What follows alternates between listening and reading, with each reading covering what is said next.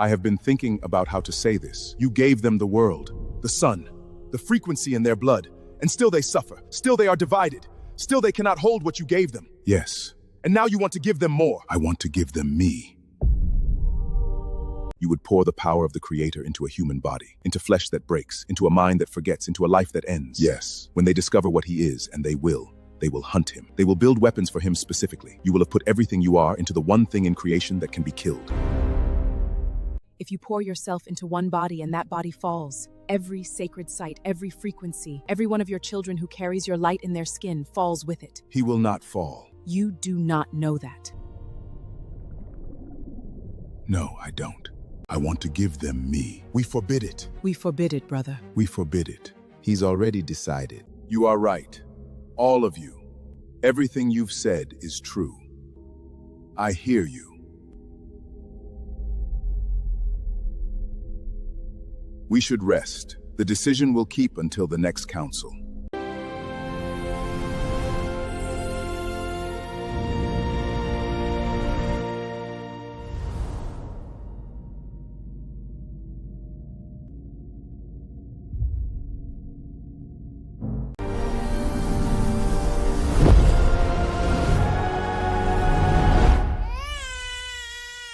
Chapter 1, Signal. 32 years later, in the amber pre-dawn light of a ship that should not have been able to exist, Kazembe stood at the forward viewport of the ORUN and did not know what he was feeling. He had never known. It was, and had always been, too large for the vocabulary he had. Below him, Lagos was waking. Solar towers stood like chrome trees along a coastline that caught the first true light of morning and threaded through the whole living skyline. The Anu frequency grid pulsed its slow amber rhythm, a heartbeat the size of a city, brightening now as Lagos's morning demand began to climb. Kazembe had commanded the ORUN above this specific stretch of sky for 3 years, had told the Sovereign Council it was a matter of strategic positioning, and had never once in 3 years told anyone the truth. That something in him, something older than his own memory of himself, could not fully rest anywhere else. He gave himself 30 minutes like this every morning, not regulation, necessity.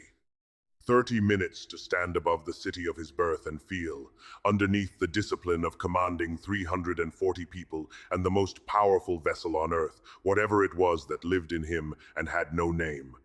Adisa Mensah entered quietly behind him, and as he always did, waited a full 2 minutes before speaking. Morning briefing in 10, Commander. The Mombasa site? Still dark. Third consecutive day. Engineering can't find a technical cause. Kazembe's eyes moved, barely, toward the horizon where the grid should have burned brightest and did not. It's not a technical problem, he said. Adisa's caution was almost imperceptible, but Kazembe had 11 years of practice reading it. What kind of problem is it? Kazembe turned from the glass and let the full weight of his attention land on his first officer, a weight Adisa had learned, over 11 years, never to take lightly. The kind that's going to get worse before we understand it, Kazembe said. Get me Dr. Osei. Zara Osei had been awake since 3 in the morning, and it showed only in the sharpness with which she moved between her 3 holographic displays, not in any softness of focus. She heard Kazembe's footsteps before he spoke. Mombasa's not the only one, she said, without turning. He stopped in the doorway. Show me. The map she expanded across the engineering bay held the entire global sacred site grid, and scattered across it, not just Mombasa, 7 points pulsed dim where they should have burned. Kazembe studied the map with an expression that did not change, but something behind his eyes did. The specific, unsettling recognition of a pattern he should not have been able to recognize. The pattern started 18 days ago, Zara said. First Mombasa, then Machu Picchu, then Angkor Wat, then Chaco Canyon. The dreaming sites in Australia, Kazembe said, finishing it for her before he could stop himself. The temples of South India, the Nile Valley cluster. Zara turned and looked at him properly for the first time. I hadn't told you about the last 3 yet. Something crossed his face, not guilt, not surprise, but the specific stillness of a man who has said something he had not planned to say and cannot now unsay it. I read the overnight reports, he said evenly. He had not read the overnight reports. They both knew it. Zara filed the moment away in the private ledger she kept in her head, the one that now numbered 48 entries of things about her commander that simply did not add up. The pattern isn't random, she said instead. These aren't the largest sites or the most strategically significant. They're the most geographically dispersed. Someone is drawing a shape. What shape? She laid a geometric projection over the 7 dark points, and the shape that emerged was ancient pre-mathematical. The kind of form that appeared in cave paintings and temple carvings across every unconnected culture on Earth, as if it had been waiting inside human hands since before hands had a reason to draw. Kazembe looked at it and went very still. "You recognize it," Zara said. He did not answer that directly. "Get me everything on Helix activity near those coordinates," he said instead. "Everything, including what they think we don't know about." Ama Osei had been in Nairobi for 3 days and had not yet reached out to Kazembe. She spent the third morning walking through a street market whose stalls sold everything from quantum-processed food to ancestral memory chips, past children in school uniforms stitched with traditional Kikuyu beadwork, until she stopped at a table selling mass-produced, tourist-grade clay figurines that only vaguely resembled the real artifacts she had spent her career studying. The stall-keeper, an elderly Kikuyu man, watched her turn one over in her hands with the particular attention of someone who saw more than he said. "You've been here 3 days," he said in Swahili. "Standing near things, not buying." "I'm trying to decide if the time is right," she answered in kind. "For what?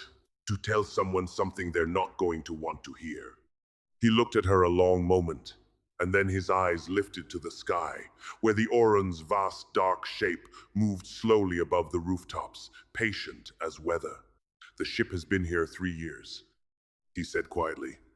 "He always comes back. Have you ever wondered why a man can't leave the city where he was born?" Amma followed his gaze upward. Something complicated moved across her face. "I know exactly why," she said. In a Chicago basement 2,000 miles and 7 hours behind, Dio had been hunched over Tablet 7 since the previous afternoon, surrounded by 17 open research papers, a coffee mug gone cold 4 hours ago, and half an injera from a restaurant that had closed at midnight. He had spent 6 weeks on the passage in front of him. This morning, something in it clicked. He grabbed his translation journal and wrote fast, then stopped and read what he had written, and read it again.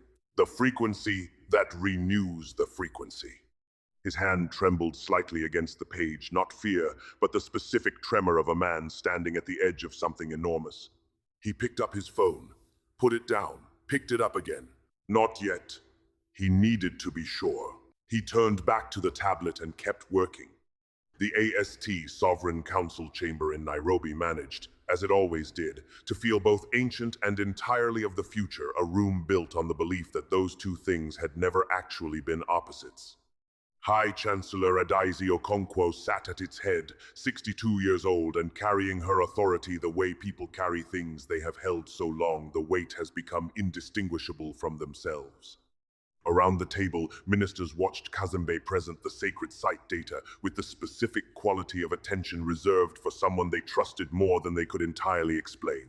7 sites in 18 days, Minister Ekong said, all showing the same anomaly. Your assessment? Coordinated, Kazembe said. This isn't equipment failure or natural decay.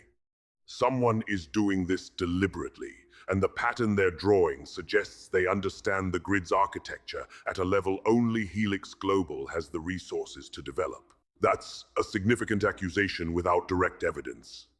It's an assessment. The evidence is in the pattern.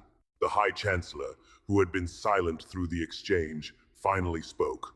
What happens if every site in the pattern goes dark simultaneously? Kazembe looked at her, the look of a man deciding, in real time, how much truth the room in front of him could hold. The grid loses coherence, he said. The sacred site network that powers 40% of AST infrastructure collapses. We don't just lose energy, we lose the frequency transmission that maintains ancestral connection across the network. Griot chips go dark.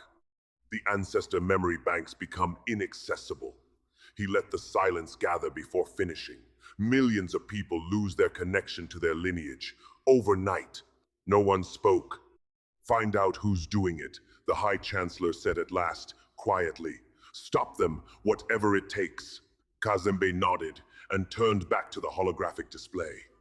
For a fraction of a second, his eyes went to the shape formed by the 7 dark sights, the pattern he had recognized and pretended not to, and his jaw tightened, almost too slightly to see, as if the shape meant something to him that he was not yet ready to know.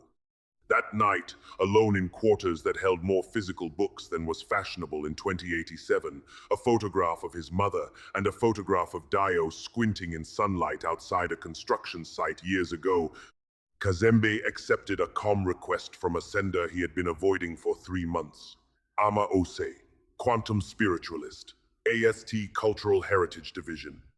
Her hotel room in Nairobi was a small landscape of her own research printouts, tablet readings, 15 years of translation work spread across a desk not built for it.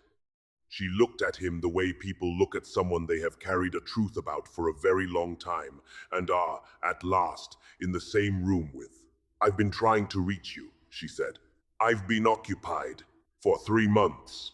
It's been a busy 3 months. Something passed in the space between them. Recognition, maybe, or the particular tension of 2 people who each know something the other already knows and neither has said aloud. I'm in Nairobi, she said. I'd like to meet, in person. What's this about, Dr. Ose? She took her time answering.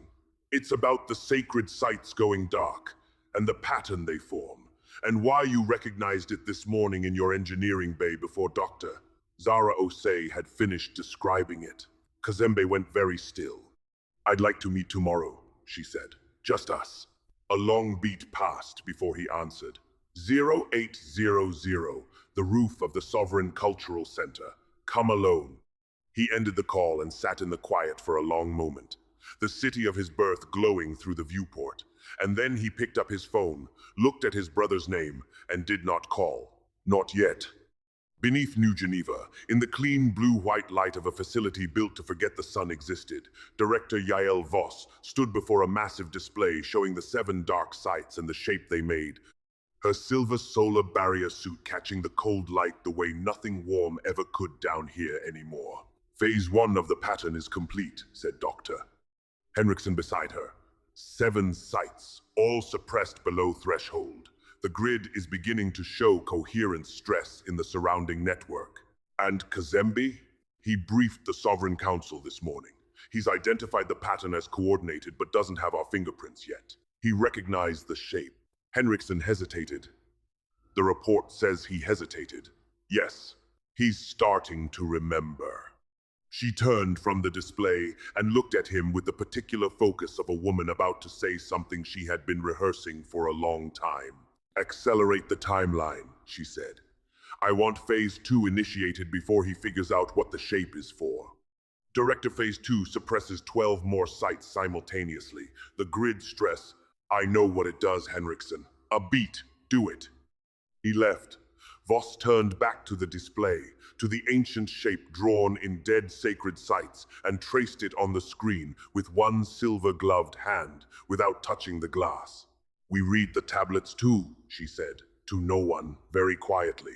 At dawn, the rooftop garden of the Sovereign Cultural Center was one of the most beautiful places in Nairobi. Indigenous plants growing in solar-powered beds, the city spread in every direction below.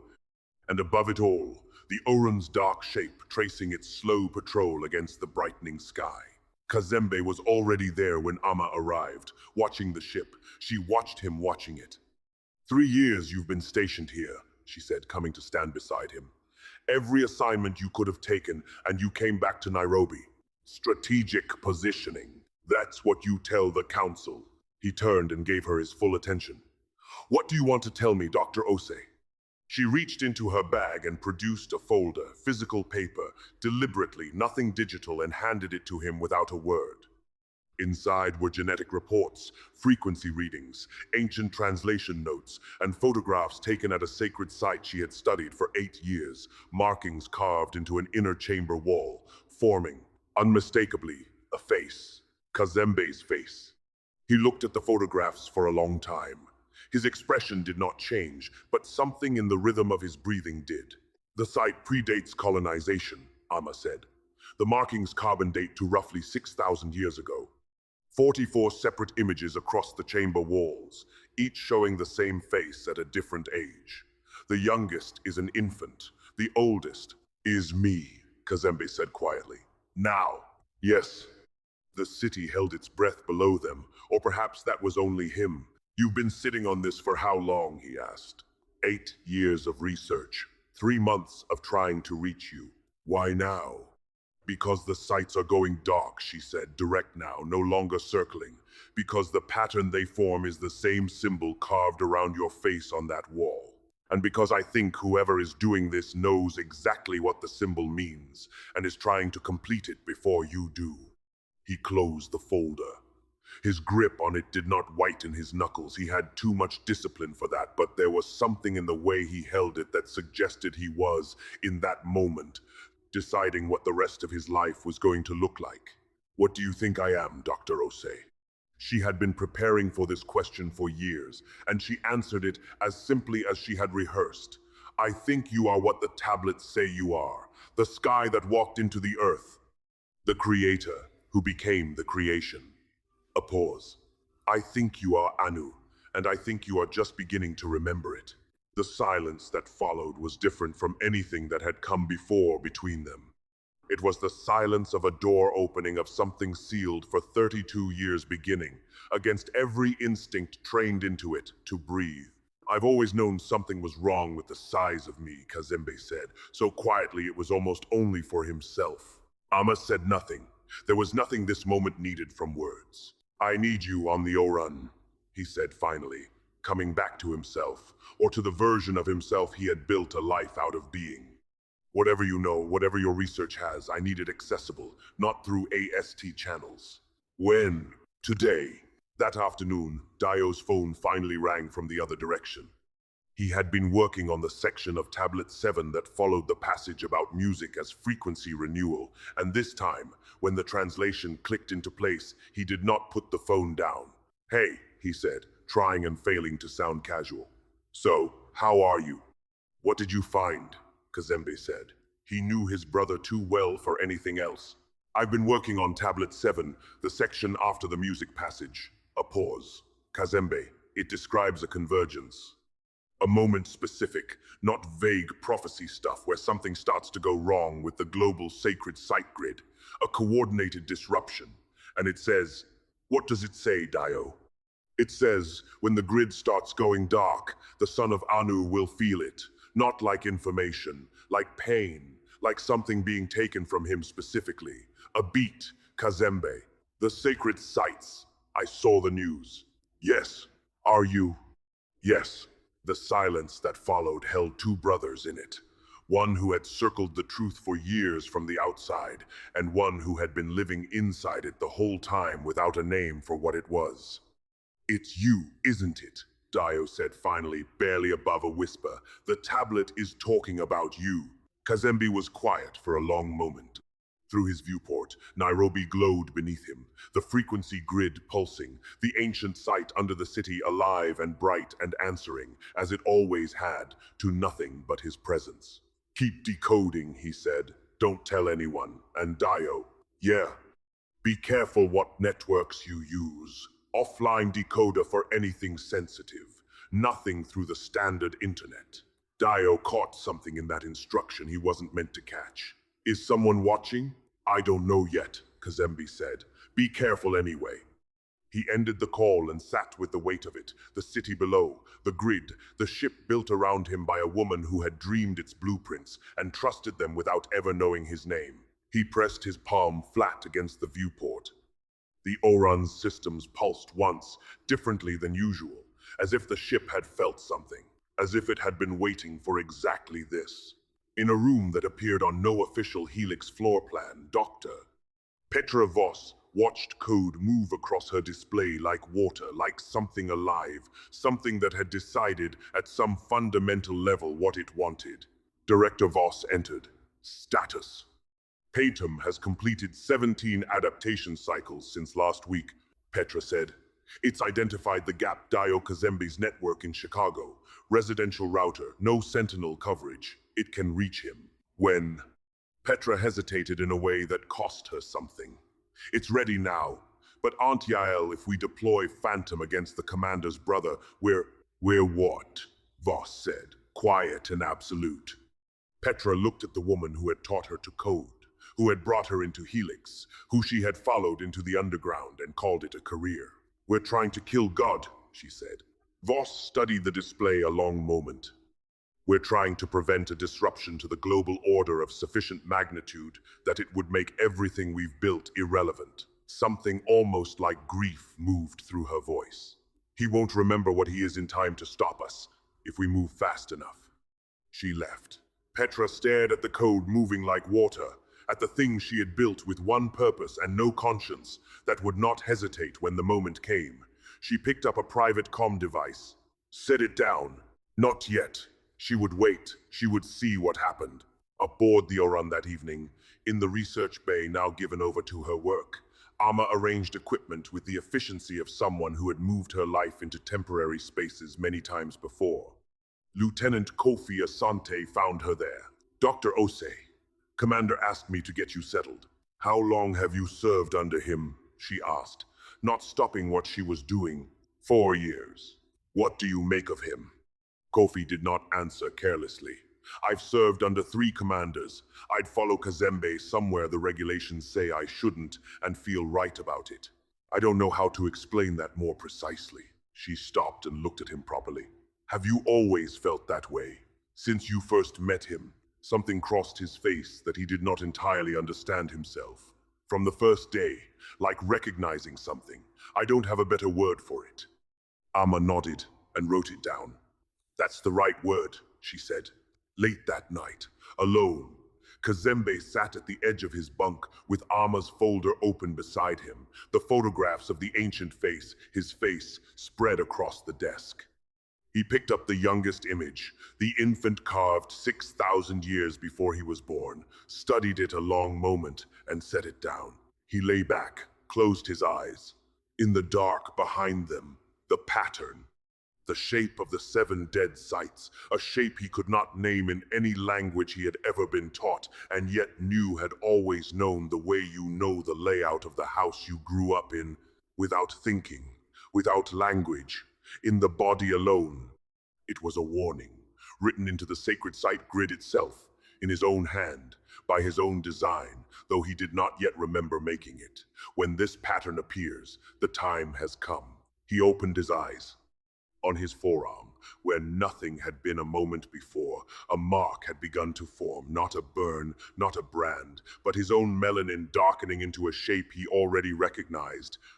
Small and precise and undeniable, his body confirming what his mind was still refusing to fully know. He stared at it a long time. Then he rose, crossed to the viewport, and looked down at Nairobi, his city, his birth city, the sacred site beneath it pulsing warm through the glass. I know you can hear me, he said aloud, for the first time in his life. The grid pulsed once beneath him, steady, warm. I'm not ready, he said. The pulse came again, not an answer, exactly, but a presence. The specific patience of something that had waited a very long time already and could wait a little longer.